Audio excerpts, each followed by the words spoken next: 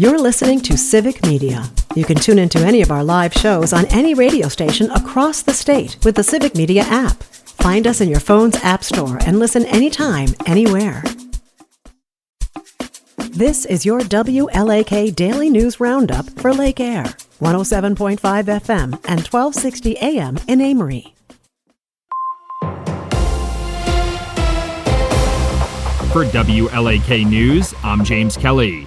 A Grantsburg man has been sentenced to prison following the conclusion of a major narcotics investigation. 63-year-old Michael Den was arrested in January after the Burnett County Sheriff's Office executed a search warrant at his property, which resulted in the recovery of large quantities of methamphetamine, other drug paraphernalia, and evidence of drug trafficking operations. He was convicted on multiple felonies, including possession with intent to distribute methamphetamine and maintaining a drug trafficking place, and was sentenced on August 11th. A Spooner School Board committee voted against pursuing a solar panel donation program at their meeting earlier this month. The program was offered by an organization called One Energy, which planned to donate solar modules to the district as well as either $5,000 or $10,000 depending on the chosen system. While looking into the program, district officials determined that they could still end up needing to pay around $20,000 out of pocket to install the equipment. The committee did not rule out pursuing the program in the future. Attorney General Josh Kaul has announced Wisconsin will join another multi-state lawsuit seeking to block actions taken by the Trump administration. The new lawsuit seeks to block a Department of Energy funding cap on things like administrative costs on energy projects. Wisconsin could lose around $240,000 in reimbursement funding for those costs. In a press release, Attorney General Kaul alleged that the Trump administration was violating the law and putting reckless cost-cutting efforts above sound energy policy. The Washburn County Economic Development Corporation is inviting area residents to a presentation on the results of a recently conducted housing survey. The presentation will be held at the Spooner Fire Hall today at 5:30 p.m. Residents who attend will have the opportunity to ask questions about the results and learn more about how the study will support efforts to improve access to housing in the region. The study will be used by the county to inform their future policy decisions, including those guiding investment strategies and addressing workforce challenges. The Wisconsin Economic Development Corporation is now accepting applications for its entrepreneurial grant program. Small business technical assistance grant funding will be available to nonprofits, communities, and other eligible organizations for things like training, mentorship programs, seed accelerators, and technical assistance. Individual organizations can receive a maximum grant award of $200,000 to help support technical small businesses in their area. More information on the program and the grant application can be found online. The Wisconsin Department of Agriculture, Trade, and Consumer Protection is now accepting applications for dairy processor grants. According to a press release, eligible applicants must operate a licensed dairy processing plant in the state. The grant funding can be used to address a wide variety of business needs, including staff training, food safety improvements, and even expanding or modernizing plants. Recipients could get up to $50,000 in grant funding per project, and applications must be submitted to the agency by September 17th. North Lakes Community Clinic is inviting Rice Lake area residents to a ribbon-cutting ceremony for their new West Avenue clinic. The ribbon-cutting event will take place on Thursday, August 28th, beginning at 3:30 p.m. After the ceremony, the organization will also host a community appreciation party until 6. The new facility will consolidate the services offered by the organization at their former Rice Lake Clinic and at their Birchwood Clinic, including behavioral health, chiropractic care, and dental services under one roof for more convenient access. The Polk County Health Department has announced a confirmed case of West Nile virus in a bird found in the county. According to a press release, the bird was tested in mid-July, and the positive result confirms that there are mosquitoes in the area that are infected with West Nile virus. Area residents should take steps to minimize their potential exposure to the virus, like wearing long sleeves and pants and using insect repellent when outside. West Nile virus does not spread from person to person or animal to person, only through the infected mosquitoes. Wisconsin Governor Tony Evers has officially implemented a 3% pay increase for state employees. The raise was included in the new biennial state budget passed in July, as well as another 2% increase that will go into effect in 2026. All eligible state employees will see the 3% raise reflected in the September 4th paychecks, as well as a lump sum of back pay from June 29th. In a message, Governor Evers noted that he wanted to get the wage increases done as soon as possible amid uncertainty surrounding cuts in the new federal budget.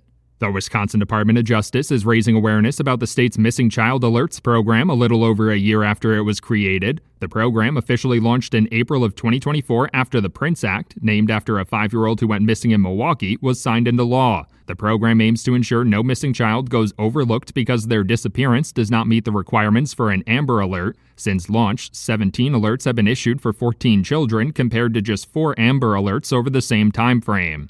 For WLAK News, I'm James Kelly. It's the Brewers and the Cubs. Hi, I'm Mike Clemens with sports. Baseball, the Brewers opening a 5-game series today in Chicago against the Cubs. Beginning with a doubleheader, the Brewers losing to the Reds yesterday 3-2 in extra innings, ending their 14-game winning streak. Jose Quintana pitched into the 7th inning before giving up a run. Manager Pat Murphy. Q was great. Tobias was great. We put Grant Anderson in a spot that he hasn't been in a lot. And we were depleted, totally depleted, and we needed Q to do what he did, and hindsight's 20/20. NFL, the Packers beat the Colts Saturday 23-19, but they had 11 penalties just in the first half, 5 of them by rookie tackle Anthony Belton. There's some things that we got to clean up from a technique standpoint to get him to play to the level I know he's capable of playing. I think he's a really talented guy, and we got to refine some of the mechanics. That's Packers head coach Matt LaFleur with Sports. I'm Mike Clemens.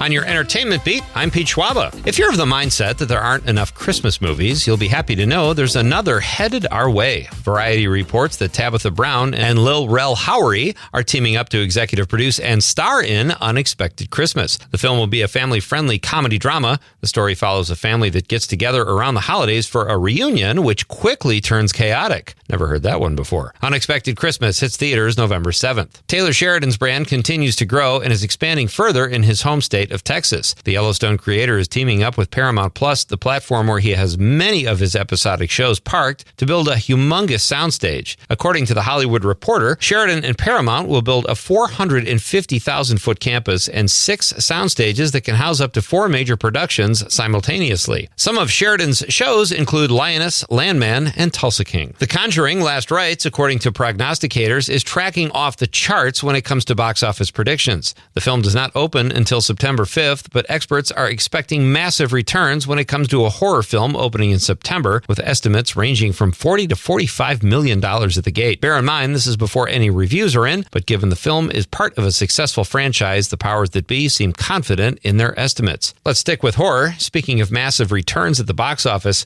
Zach Cregger's Weapons is doing just that. The film has reached $100 million worldwide in just 1 week in theaters. It has surpassed Sinners, which pulled in $77 million in a week's time back in the spring. Weapons is crushing it globally due to approval from audience and critics. If you see it soon, you'll have time to recover before seeing The Conjuring: Last Rites. Fans of the show do not seem happy with how Carrie Bradshaw's storyline ended, and just like that is the follow-up to Sex and the City, and finished its 3rd and last season last Thursday night. Variety called the finale a bizarre ending to a bizarre show. I'm not going to risk spoilers here, so check out the final episode and send me your opinions on Nightlight with Pete Schwaba. Would love to know what you think. Some franchises get tired and others keep turning out content that is probably worth checking out. Such is the case, in my opinion, of Alien Earth, the latest show from the Alien brand, which started back in 1979 with the feature film starring Sigourney Weaver. In this new iteration, they bring the alien to Earth after a crash landing. Noah Hawley is the creative force behind the show and is known for turning the Fargo movie into a successful TV show. He appears to be crushing it so far, as Alien Earth is pulling a 96% on Rotten Tomatoes. The show's first 2 episodes dropped last Thursday night on Hulu. An episode a week will drop moving forward. For more showbiz fun, tune in to Nightlight with me, Pete Schwaba, weeknights from 6 to 8 p.m. on the Civic Media Radio Network.